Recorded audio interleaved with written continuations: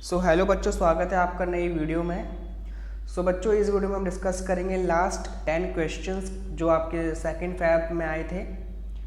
चलिए शुरू करते हैं।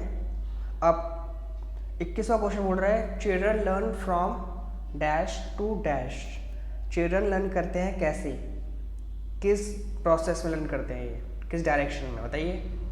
ऑप्शन है आपके abstract to concrete, B option है symbolic to picture, C option है स्पेसिफिक टू जनरल और डी ऑप्शन है सिंपल से कॉम्प्लेक्स। कैसे लर्न करते हैं बच्चे, बताइए। करेक्ट ऑप्शन है आपका ऑप्शन डी, सिंपल से कॉम्प्लेक्स।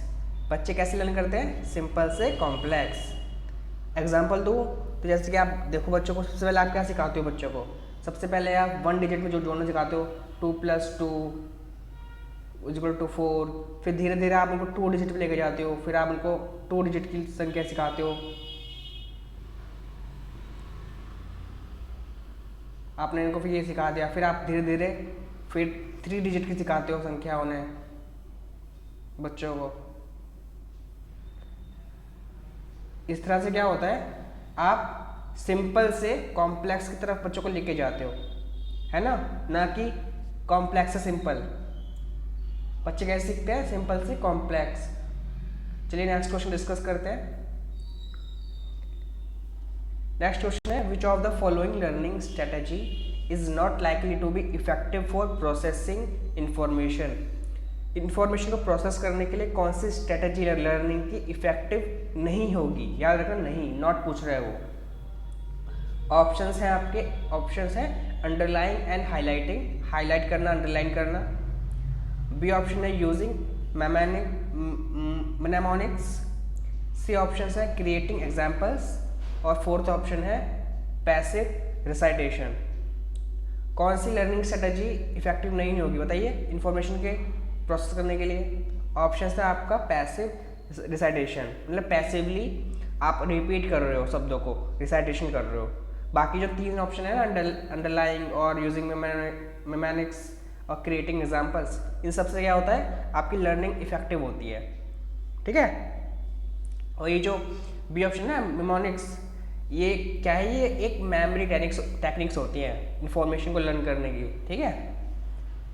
सी अब डिस्कस करते हैं। नेक्स्ट क्वेश्चन है आपका assertion A, while teaching a concept teacher should discuss examples as well as non exemplars. Reason R है non exemplars confuse students and irrelevant in teaching any concept. अभी question क्या है, क्या बोल रहे हैं, टीचर को पढ़ाते समय ना एग्जाम्पल्स भी देने चाहिए और नॉन एग्जाम्पल्स भी देने चाहिए। और रीज़न क्या है, लेकिन जो रीज़न बोल रहा है ना, नॉन एग्जाम्पल्स बच्चों को कंफ्यूज करते हैं एक कॉन्सेप्ट पढ़ाते समय जब टीचर यूज़ करता है। तो अब आप बताइए इसका करेक्ट ऑप्शन क्या हो सकता है। ऑप्शन है आपके both A and R are true and R is the correct explanation of A, मतलब दोनों सही है, और ए और जो आर है रीज़न, वो करेक्ट एक्सप्लेनेशन है किसका, असर्शन ए का। बी है both A and R are true and R is not correct explanation of A, दोनों ही ट्रू हैं, और लेकिन जो आर है वो करेक्ट एक्सप्लेनेशन नहीं है ए का। या फिर सी ऑप्शन है A is true and R is false, A सही है और बी गलत है, सॉरी आर गलत है। और डी है option both A and R are false. बताइए। अब जो करेक्ट ऑप्शन है वो आपका ऑप्शन है सी, ठीक है। ए जो है सही है, और लेकिन जो आर है ना रीज़न, वो गलत है। कैसे, जब आप कोई कॉन्सेप्ट पढ़ा रहे होते हो ना, तो बच्चों को आप दोनों एग्जाम्पल्स भी दो और नॉन एग्जाम्पल्स भी दो, ताकि बच्चों की जो लर्निंग है ना वो बेहतर हो सके, बच्चे अच्छे से समझ पाते हैं।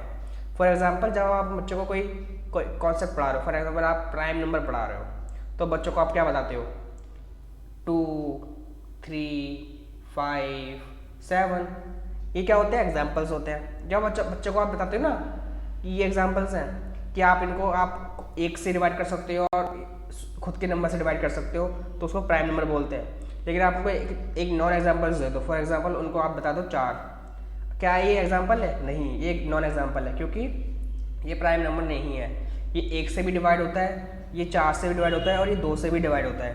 ठीक है, इससे क्या होता है बच्चे कॉन्ट्रास्ट कर पाते हैं और बच्चों की जो लर्निंग होती है वो बेहतर होती है। चलिए नेक्स्ट क्वेश्चन डिस्कस करते हैं। इसलिए जो सी ऑप्शन है वो करेक्ट है। ठीक है, नेक्स्ट क्वेश्चन है आपका 24वां। Radhika motivates her students to represent, understand, evaluate, reflect a situation in multiple ways. By doing so, she is facilitating the development of her students thinking among। क्या कर रही है वो, क्या फैसिलिटेट कर रही है बताइए। राधिका जो है ना अपने बच्चों को बोलती है आप सोचो, आप इवेल्यूएट करो, आप अंडरस्टैंड करो मल्टीपल वेज में, मतलब तरह तरह के सिचुएशन को सोचने का बोलती है, वो फैसिलिटेट करती है। और वो ये जो कर रही है वो क्या कर रही है, क्या डेवलप कर रही है बच्चों के अंदर वो। ऑप्शन है आपकी डाइवर्जेंट थिंकिंग, ये थिंकिंग के बारे में ध्यान रखना। ठीक है, डाइवर्जेंट थिंकिंग, कन्वर्जेंट थिंकिंग या ओवरटली कंडीशनड इलॉजिकल, क्या डेवलप कर रही है वो।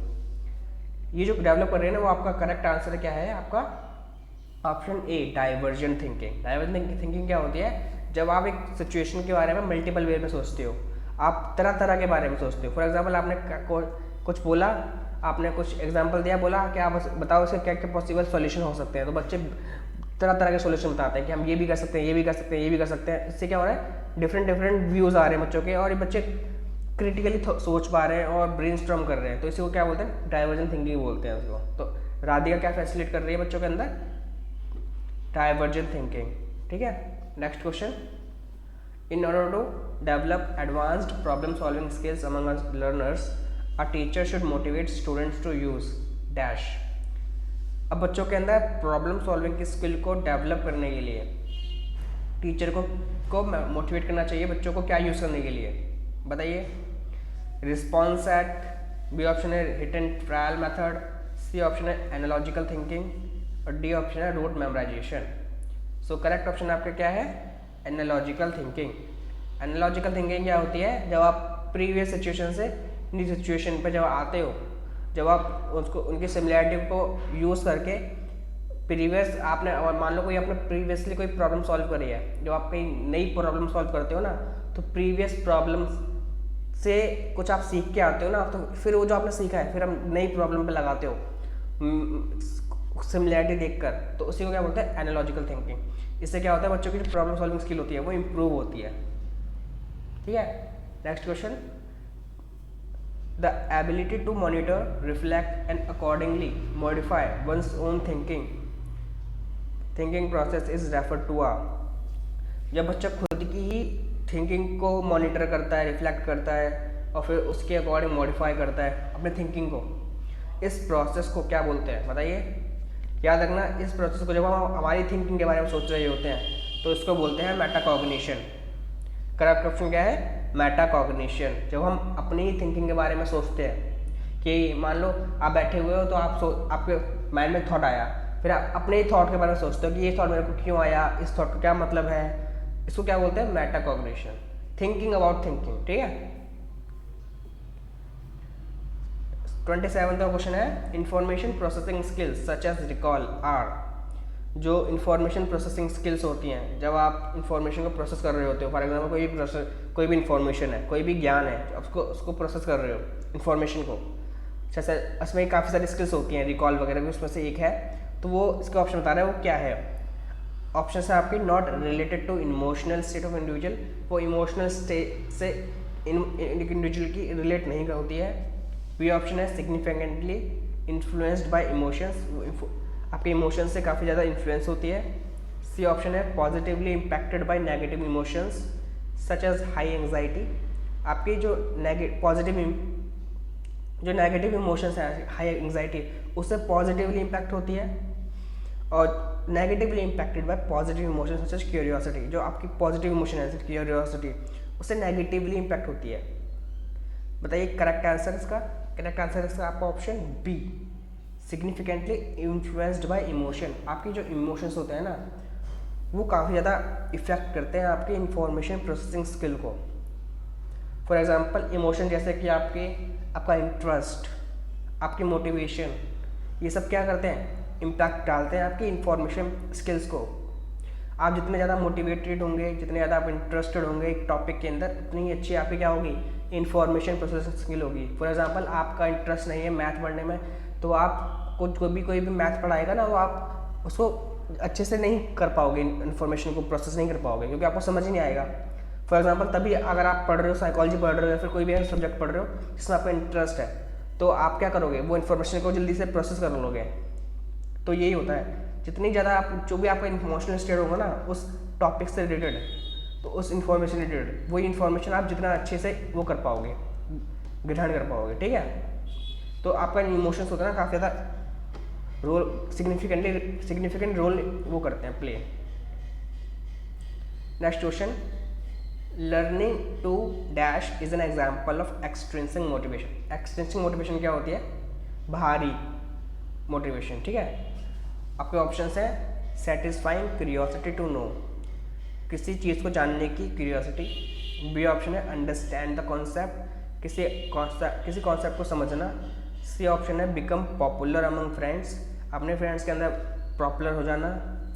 क्लैरिफाई द डाउट्स को क्लैरिफाई करना। अब बताइए इसमें से एक्सट्रिंसिक मोटिवेशन कौन सी है, बताइए।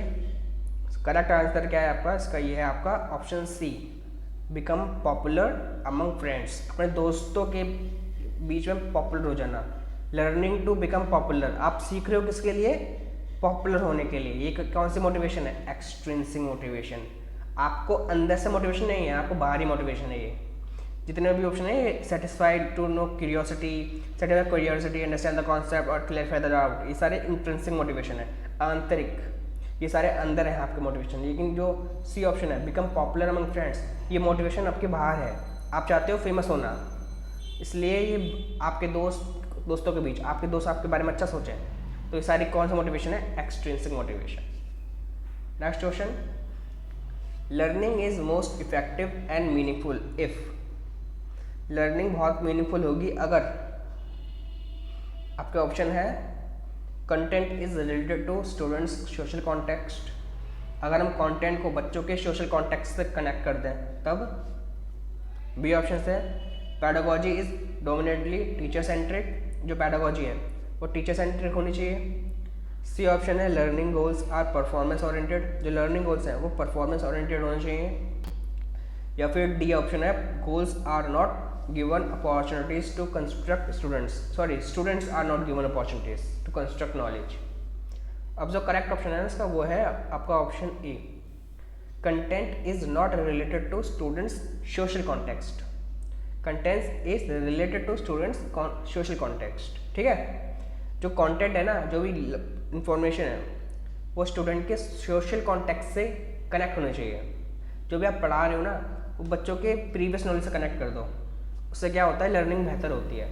तो फिर जो गैप होता है ना स्कूल और उसकी रियल लाइफ में, वो कम हो जाता है और बच्चे जो है ना अच्छा समझ पाते हैं नॉलेज को। तो लर्निंग कैसे होती है फिर, इफेक्टिव और meaningful. Next question, which of the following factor facilitates learning, कौन सा जो फैक्टर है इसमें से लर्निंग को फैसिलिटेट करता है, बताइए। फैसिलिटेट मतलब अच्छा करता है लर्निंग को। ऑप्शन हैं आपके incremental view of ability, B option distraction in surroundings, unfamiliarity with language, और डी ऑप्शन है न्यूरोलॉजिकल डेफिसिट्स। बताइए कौन सी चीज़ें हैं जो आपकी लर्निंग को बेहतर बनाती हैं, कौन से फैक्टर्स। ऑप्शन है करेक्ट आपके A, incremental view of ability. Incremental view of ability क्या होता है, आपकी एबिलिटी के अंदर एक पॉजिटिव माइंडसेट कि आप सीख सकते हो, एक पॉजिटिव है ये इंक्रीमेंटल व्यू है एबिलिटी के ऊपर आपकी, कि आप सीख सकते हो, आपको अच्छे से पढ़ाया जाए तो आपको मोटिवेट किया जाता है। ये नेगेटिव नहीं होता, लेकिन जो बाकी है ना सारे, distraction in surrounding, unfamiliarity with language, neurological deficit, ये फैसिलिटेट नहीं करते हैं, ये हिंडर्स करते हैं आपकी लर्निंग को, बाधा डालते हैं आपकी लर्निंग के अंदर। बल्कि जो ए ऑप्शन है इंक्रीमेंटल व्यू ऑफ एबिलिटी, ये माइंडसेट कौन सा माइंडसेट है, ये है एक पॉजिटिव माइंडसेट, एक बिलीफ कि आपकी एबिलिटी में है कि आप सीख सकते हो, ठीक है। यहाँ पर हमने डिस्कस कर लिया है, यहाँ पर हमने आप जो पेपर है 2 Feb को हुआ था वो हमने पूरा डिस्कस कर लिया है। अब हम नेक्स्ट पेपर लेके आएंगे ताकि आपकी जो सीटेट जुलाई 2023 में जो होने वाला है आपको उसमें हेल्प हो सके। आपको ज़्यादा से ज़्यादा क्वेश्चन अटैम्प्ट करने हैं, ठीक है। अगर आपको वीडियो अच्छी लगी हो तो आप वीडियो को लाइक कर देना और चैनल को सब्सक्राइब कर देना। मैं आपको मिलता हूँ नेक्स्ट वीडियो में, तब तक के लिए गुड बाय।